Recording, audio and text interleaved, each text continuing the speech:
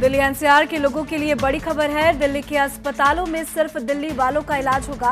Private और सरकारी अस्पतालों में सिर्फ दिल्ली वालों का इलाज होगा। केजरीवाल सरकार ने ये बड़ा फैसला लिया है। वहीं केंद्र के अस्पतालों में सभी का इलाज होगा। वहीं कल से दिल्ली के सभी बॉर्डर भी खोल दिए जाएंगे। कल से ताजमहल भी खोला जाएगा, लेकिन अभी सिर्फ नमाज के लिए ही ताज खुलेगा। वहीं नॉन टिकटिंग वाले मॉन्यूमेंट्स भी खोले जाएंगे।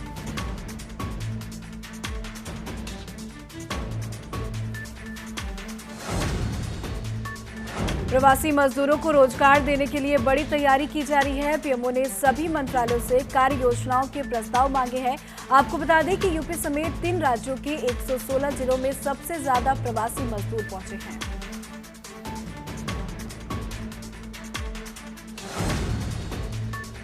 दिल्ली में राम मंदिर ट्रस्ट के महासचिव चंपत राय ने निपुण मिश्र से मुलाकात की है। पिछले 1 महीने से चल रहे कार्यों का लेखा जोखा उन्होंने पेश किया।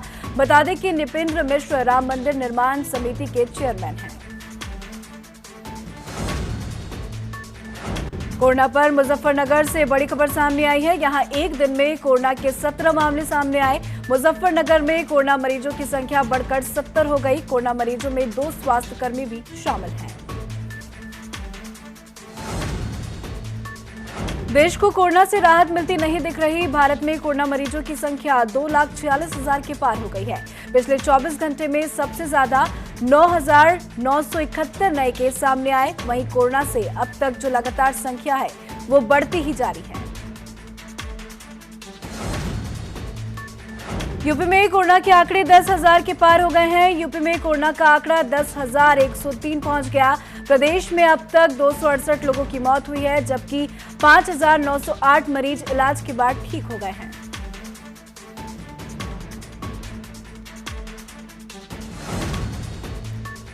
उत्तराखंड में कोरोना मरीजों की संख्या बढ़ गई है। प्रदेश में कोरोना मरीजों की संख्या बढ़कर 1,308 हो गई। शनिवार को 91 और लोगों में कोरोना की पुष्टि की गई। यहां कोरोना से अब तक 12 मरीजों की मौत हो चुकी है।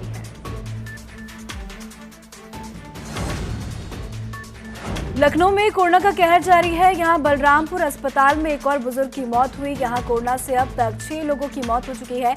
मेदांता और चरक हॉस्पिटल के यूनिट 24 घंटे के लिए बंद किए गए। लखनऊ में अब तक 25 अस्पतालों के यूनिट सैनिटाइज हो चुके हैं। जौनपुर में पुलिस की दबंगई का मामला सामने आया, जहां फोटो स्टेट के दुकानदार ने पुलिस पर मारपीट का आरोप लगाया है।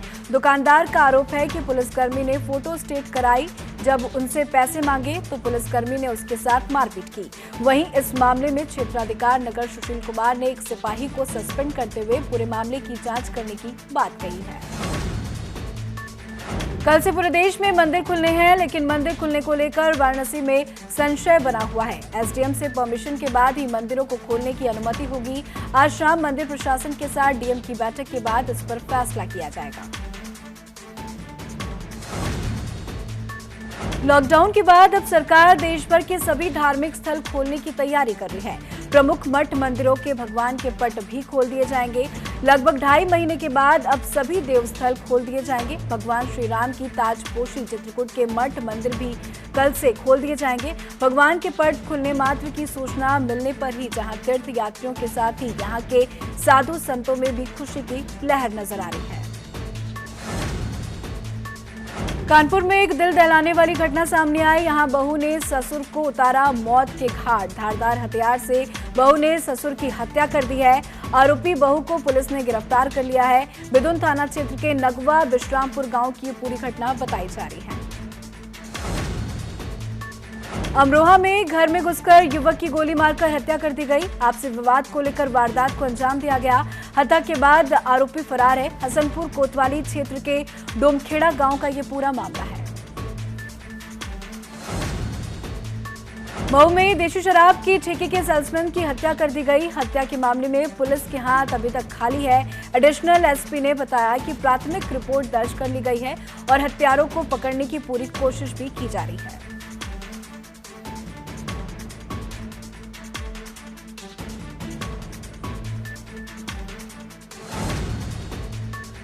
अलीगढ़ में एक टायर फैक्ट्री में भीषण आग लग गई। सूचना मिलते ही मौके पर फायर ब्रिगेड की टीम पहुंच गई। आग लगने की वजहों का पता नहीं चल सका है। बन्ना देवी थाना क्षेत्र के संगम विहार कॉलोनी की ये घटना बताई जा रही है। आजम खान को एक और मामले में राहत मिली है। नदी की जमीन कब्जाने के आरोप में आजम खान को एमपी एमएलए कोर्ट से जमानत मिल गई है। आजम को अब तक 4 मामलों में जमानत मिल चुकी है। वहीं शत्रु संपत्ति कब्जाने के आरोप में 9 जून को सुनवाई होगी। गोंडा में दुकानदार से सरेआम गुंडागर्दी का मामला सामने आया। फल के पैसे मांगने पर दबंग ने दुकानदार को पीट दिया। मौके पर मौजूद लोगों ने मामला शांत कराया। मोतीगंज थाना इलाके के रेलवे स्टेशन का पास का ये पूरा मामला बताया जा रहा है। सहारनपुर में पुलिस और बदमाशों के बीच मुठभेड़ में 20,000 का इनामी पकड़ा गया, जबकि दूसरा बदमाश मौके से फरार हो गया। पुलिस की जवाबी कार्रवाई में बदमाश घायल हो गया। पकड़ा गया बदमाश देवबंद में हुई लूट में शामिल बताया जा रहा है। उसके पास से तमंचा भी बरामद किया गया। थाना तीतरो इलाके के सालियारा चौराहे की ये पूरी घटना है। नोएडा में पुलिस और बदमाशों के बीच मुठभेड़ हो गई। लूट करके भाग रहा बदमाश मुठभेड़ में घायल हो गया, जबकि दूसरा मौके से फरार हो गया। बदमाश पर 12 से ज्यादा हत्या और लूट के मामले दर्ज हैं। उसके पास से तमंचा और बाइक बरामद किया गया। नोएडा के थाना 49 के पास की घटना बताई जा रही है। लखनऊ में 100 लड़कियों को परेशान करने वाला शख्स गिरफ्तार किया गया है। 190 विमेन पावर हेल्पलाइन में शिकायतों के बाद इसकी गिरफ्तारी की गई। गिरफ्तार शख्स के मोबाइल से 178 लड़कियों के फोन नंबर मिले हैं। मोबाइल में अश्लील वीडियो, फोटो और स्क्रीनशॉट्स भी मिले हैं। कानपुर में खेतों में जानवरों की जान पर 2 पक्षों में विवाद हो गया। विवाद बढ़ने के बाद दोनों पक्षों में जमकर मारपीट हो गई। झगड़े के दौरान झोपड़ी में आग लगाने का आरोप भी लगा है। आग से झोपड़ी में मौजूद सारा सामान जलकर राख हो गया। शिवराजपुर थाना क्षेत्र के सिहुरा मऊ गांव का ये पूरा मामला बताया जा रहा है। बागपत में ईस्टर्न पेरिफेरल एक्सप्रेसवे पर भीषण हादसा हो गया। हादसे में कार में सवार 3 लोगों की मौके पर ही मौत हो गई। सड़क किनारे खड़े ट्रक में कार ने टक्कर मार दी, जिसके बाद ये हादसा हुआ। कन्नौज में तेज रफ्तार लोडर ने दंपति को कुचल दिया है। हादसे में दोनों की मौके पर ही मौत हो गई। सुबह मॉर्निंग वॉक के लिए दोनों निकले थे। हादसा के बाद ड्राइवर मौके से फरार हो गया। गरवा कोतवाली इलाके के इंदरगढ़ तिराहे की ये पूरी घटना है। शाहजहांपुर में ट्रैक्टर ट्रॉली पलटने से हादसा हो गया। यहां अनियंत्रित होकर ट्रैक्टर ट्रॉली पलट गई, जिसमें ट्रॉली में सवार 2 लोगों की मौत हो गई। वहीं हादसे में 3 लोग गंभीर रूप से घायल हो गए हैं। घायलों को अस्पताल में भर्ती कराया गया। थाना कांट इलाके के रसूलपुर की ये पूरी घटना है।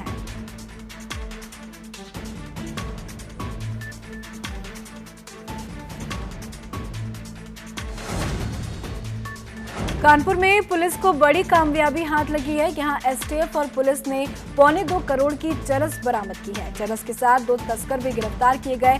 बिचौर थाना इलाके के मंथना की ये पूरी घटना है।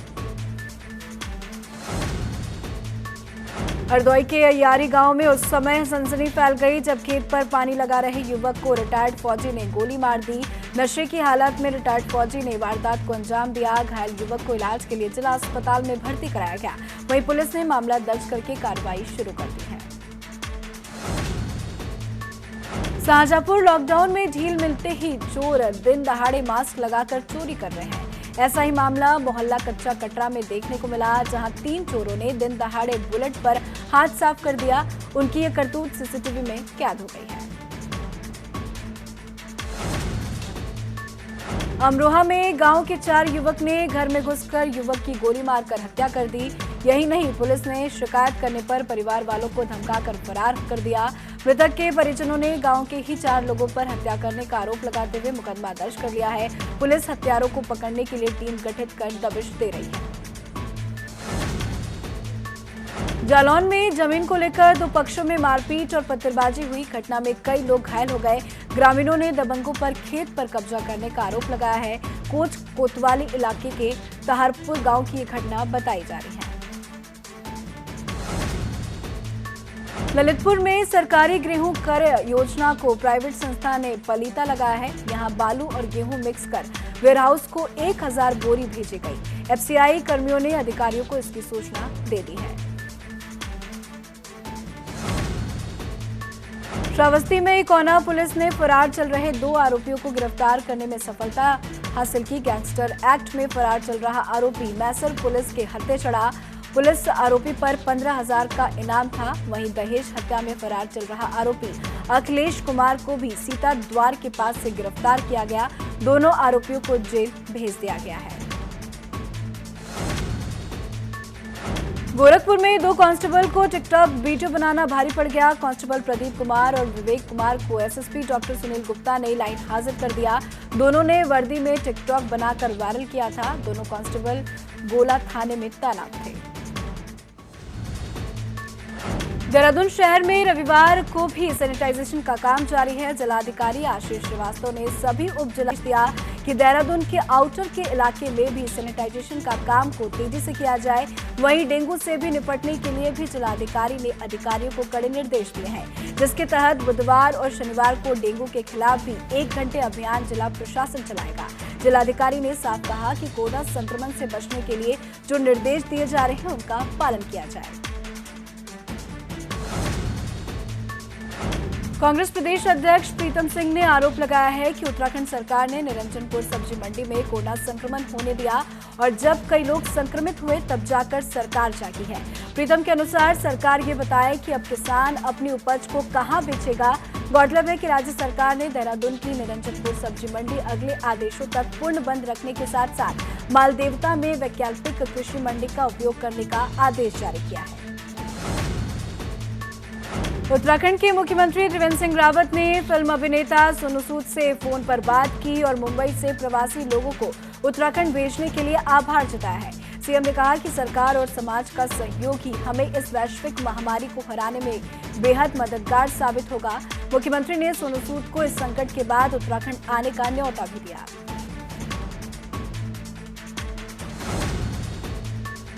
रामपुर में कोसी पर बड़े पैमाने पर स्टोन क्रशर संचालक अवैध खनन करा रहे थे। खनन माफियों के हौसले इतने बुलंद हो गए थे कि रात ही नहीं बल्कि दिन के उजाले में भी बेखौफ होकर अवैध खनन कर रहे थे, जिनके खिलाफ एसडीएम आरके गुप्ता ने स्टोन क्रशर पर छापा मारा। एसडीएम ने बताया कि अवैध खनन पाए जाने पर स्टोन क्रशर के संचालन को रोक दिया गया है। कोरोना काल में एम्स ऋषिकेश में ग्रीन कैंपस मुहिम शुरू की गई है, जिसके तहत संस्थान के निदेशक प्रोफेसर रविकांत ने साइकिल से अपने कार्यालय पहुंचकर सामाजिक दूरी बनाए रखने का संदेश दिया। उन्होंने एम्स कैंपस में आवागमन के लिए साइकिल के इस्तेमाल को बढ़ावा देने की बात कही है। मुहिम के मद्देनजर एम्स प्रशासन की ओर से फैकल्टी सदस्यों को 15 और सिक्योरिटी गार्ड को 5 साइकिलें भी उपलब्ध कराई गई है। रामनगर में गुलदार ने 13 साल की लड़की को निवाला बना लिया। लड़की घर के बाहर बर्तन धो रही थी। घर से उठाकर वो जंगल में उसे ले गया। तराई पश्चिमी के चुनाखान रेंज की ये घटना है। गुलदार को पकड़ने के लिए पिंजरा लगाने की तैयारी की जा रही है।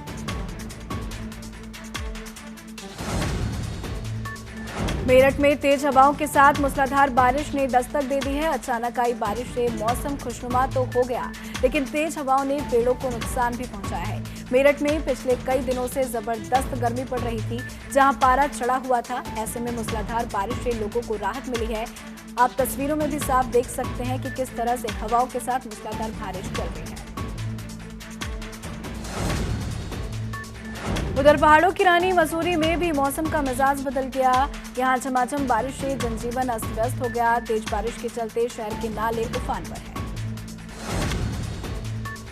पूरी दुनिया इस समय महामारी कोरोना वायरस से जूझ रही है। इस मुश्किल वक्त में पुलिस, डॉक्टर और नर्सिंग स्टाफ अपनी जान को जोखिम में डालकर लोगों की सेवा कर रहे हैं। बॉलीवुड सेलेब्स इन सभी का सम्मान करते हुए हर संभव मदद भी कर रहे हैं। अब रानी मुखर्जी ने मुंबई पुलिस के लिए एक प्रेरणादायक गीत रख तू हौसला से उनके काम को सलाम किया है। इन दिनों जहां एक के बाद एक कई फिल्मों की रिलीज चल गई और शूटिंग कैंसिल होने की खबरें आ रही हैं, वहीं दूसरी तरफ एक्ट्रेस सुष्मिता सेन ने एक्टिंग फिल्म में धमाकेदार कमबैक कर लिया। सुष्मिता की आने वाली क्राइम थ्रिलर सीरीज आर्या का शानदार ट्रेलर रिलीज हो गया। ट्रेलर की रिलीज होते ही सोशल मीडिया पर हर तरफ बस सुष्मिता सेन की तारीफ हो रही है।